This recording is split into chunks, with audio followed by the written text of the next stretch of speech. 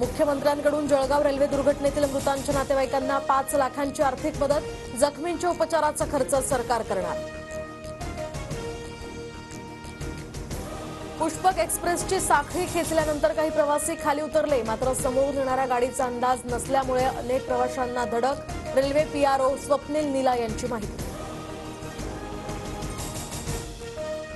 Jalgaon railway दुर्घटनेसंदर्भात Pachora शहर police ठाण्यामध्ये गुन्हा दाखल, तर कलम 194 अंतर्गत अकस्मात मृत्यूची नोंद.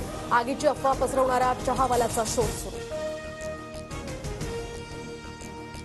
खरंच चाकू मारला की या ठिकाणी ऍक्टिंग? सैफला बघितल्यानंतर मलाच संशय. सैफच्या हल्ल्यानंतर नितेश राणेंकडून शंका व्यक्त. बाळासाहेब ठाकरेंच्या जयंतीनिमित्त शिवसेनेच्या दोन्ही गटांचे आज मेळावे. शिंदे गटाचा आज मुंबईतल्या बीकेसीत, तर ठाकरे गटाचा आज अंधेरीत मेळावा असणार.